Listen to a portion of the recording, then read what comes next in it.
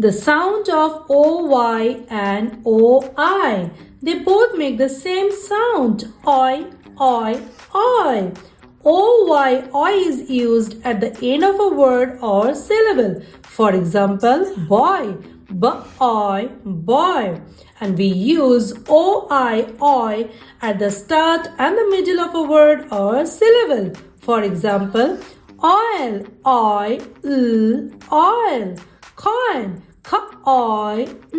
coin.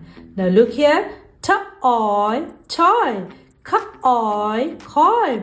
Oy sound comes at the end. Soil, joy, joy. Spoil.